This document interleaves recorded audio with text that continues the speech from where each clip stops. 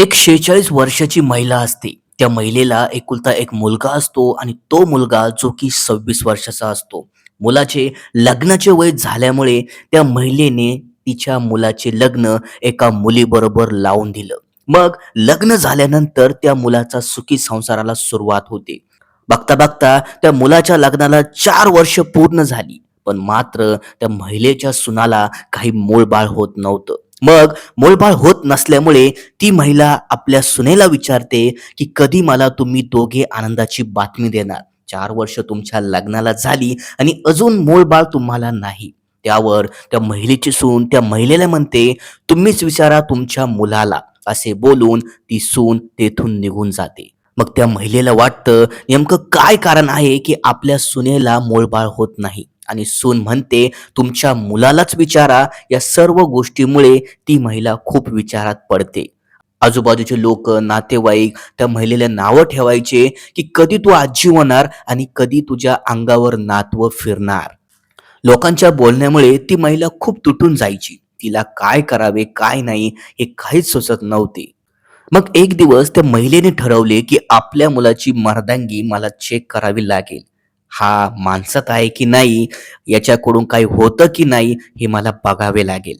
मग हे सगळं बघण्यासाठी ती महिला आपल्या मुलाच्या खोलीत जाते आणि खोलीत गेल्यानंतर त्या महिलेसोबत तिचा मुलगा असं काही विचित्र कृत्य घडून आणतो. ते कृत्य ऐकून तुम्हालाही या घटनेवर विश्वास बसणार नाही. नेमकं काय घडलं होतं या प्रकरणात आणि कुठे घडली ही घटना, हे अगदी सविस्तर मी तुम्हाला या व्हिडिओमध्ये सांगणार आहे. पण मित्रांनो, घटना सुरू करण्याआधी माझी तुम्हाला एक विनंती आहे. जर तुम्ही अजूनही या व्हिडिओला लाईक केली नसेल तर लाईक करा आणि चॅनलला आता सबस्क्राईब करून ठेवा, जेणेकरून तुम्हाला नवीन घटनेचे अपडेट मिळत जातील.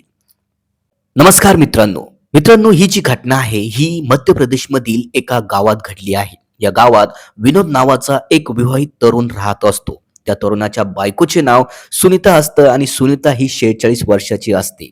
त्या दोघांच्या संसारातून त्यांना एक मुलगा पण झालेला असतो आणि त्या मुलाचे नाव राजू असतं. राजू हा 18 वर्षाचा असतो आणि तो 12वी मध्ये शिकत असतो. राजूचे वडील विनोद हे कपड्याच्या दुकानात कामाला होते आणि राजूची आई ही घरी एकटीच राहायची. राजूच्या घरची परिस्थिती खूप बिकट होती. बघता बघता राजूचे वय 25 झाले आणि राजू हा एका मोठ्या कंपनीत कामाला जाऊ लागला. राजू कंपनीत कामाला जात असल्यामुळे राजूची आई सुनीता एकदम थाटामाटात राहू लागली, कारण आता घरात खूप पैसा येत होता. दुसरीकडे राजूच्या लग्नाचे वय निघून जात होते. राजू आता मोठा झाला, त्याचे लग्न करून दिले पाहिजे असे त्याच्या आईला म्हणजे सुनीताला वाटत होते. सुनीता एक दिवस रात्री आपल्या नवऱ्यासोबत गप्पा गोष्टी करत असते आणि बोलता बोलता ती आपल्या नवऱ्याला म्हणते, की आपला मुलगा आता मोठा झाला आहे, कामाला पण जात आहे, त्याचे लग्न करून दिले पाहिजे. त्यावेळी सुनीताचा नवरा पण तिला होकार देतो. मग राजूच्या लग्नाचे खूळ त्याच्या आई वडिलांच्या डोक्यात घुसतं. मग त्या राजूच्या आई वडिलांनी त्याच्यासाठी स्थळ बघायला सुरुवात केली. स्थळ बघता बघता राजूला त्याच्या आईने एक चांगल्या मुलीचे स्थळ बघितले. मुलगी दिसायला सुंदर होती आणि शिकलेली पण होती. मुलीचे नाव मीना होते. राजूच्या आईला ती मुलगी खूप आवडली, कारण ती दिसायला सुंदर आणि आकर्षक होती. राजूला पण ती मुलगी खूप आवडली आणि काही दिवसात त्या दोघांचे लग्न झाले. मग लग्न झाल्यानंतर राजू आणि मीनाचा संसार खूप सुरळीत चाललेला होता. बघता बघता राजूच्या लग्नाला 4 वर्ष पूर्ण झाली होती. पण त्या 4 वर्षात एकदाही सुनीताच्या कानावर आनंदाची बातमी ऐकायला आली नाही. मग आपल्या सुनेला मूलबाळ का होत नाही, म्हणून सुनीता तिला आपल्या जवळ बोलवते आणि तिला विचारते, की तुमच्या लग्नाला 4 वर्ष झाली पण अजूनही तुम्ही मला आनंदाची बातमी देत नाही. त्यावर ती सून सुनीताला म्हणते, हे सगळं तुम्ही मला का विचारतात? तुमच्याच मुलाला तुम्ही विचारा, मला दोष देऊन काहीच फायदा नाही. मग आपल्या सुनेचे असे बोलणे ऐकून सुनीता विचारात पडते. सुनेला दोष देणे चुकीचे आहे, आपल्या मुलातच काहीतरी कमतरता असेल असं त्या सुनीताला वाटू लागलं. तिला वाटलं, की आपल्या मुलाला पण ह्या प्रश्नाचे उत्तर द्यावे लागेल. मग राजूची आई राजू कामावरून आल्यानंतर त्याला जवळ बोलवते आणि त्याविषयी विचारते, पण राजू मात्र तिला उडवाउडवीची उत्तरं देत असतो. दुसरीकडे लोक, नातेवाईक सुनीताला टोमणे देतात, की तुमच्या सुनेला कधी मूल होईल, कधी पाळणा हलेल. या सर्व विचारांनी ती सुनीता खूप आतून तुटून गेली होती. मग सुनीताने दुसऱ्या दिवशी आपल्या सुनेला जवळ बोलवलं आणि तिला म्हणाली, "माझ्या डोक्यात एक प्लॅन आहे. तू मला साथ देणार आहे की नाही ते सांग." तेव्हा सुनीताची जी सून होती ती पण तिला साथ देते. मग सुनीता आणि सून मिळून एक प्लॅन रचतात. सुनीताने आपल्या सुनेला सगळं काही सांगितलं, की "तुझा नवरा जेव्हा कामावरून येईल, तेव्हा मी त्याच्या खोलीत जाईल आणि तिथे मी त्याची मर्दांगी चेक करेल." असे ती सुनीता आपल्या सुनेला म्हणू लागली. मग दुसऱ्या दिवशी सुनीता आपल्या मुलाच्या खोलीत रात्रीच्या 8 वाजता जाते. बेडवर निर्वस्त्र झोपते. सुनीताला माहित होते, की आपला मुलगा कामावरून 8 वाजता येतो. त्याच्या आधी सुनीता त्याच्या बेडरूममध्ये गेली आणि तिथे झोपली. मग 8 वाजता राजू कामावरून घरी आला आणि आपल्या बेडरूममध्ये गेला, पण बेडरूममधील लाईट ही रोजच्या प्रमाणे बंद दिसली.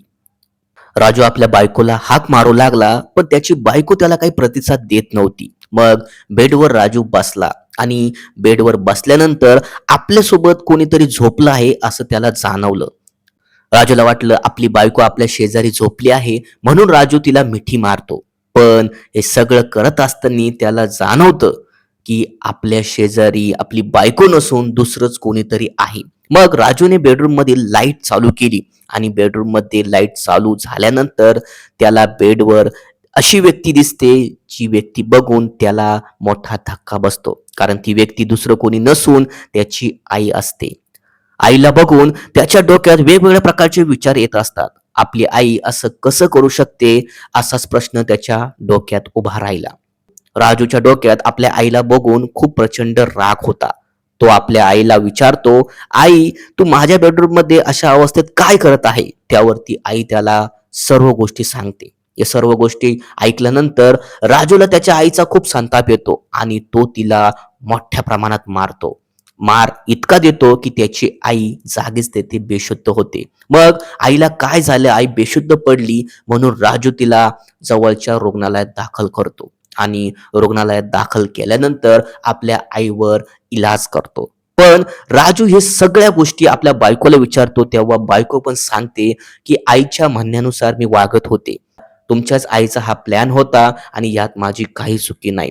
राजूला सगळ्या गोष्टी समजल्या की आम्हाला मूळबाळ होत नव्हतं म्हणून आईने असे केलं. राजूची आई शुद्धीवर आल्यानंतर राजूच्या आईने सगळ्या गोष्टी त्याला सांगितल्या आणि ते जे प्रकरण होतं तेथेच मिटवलं.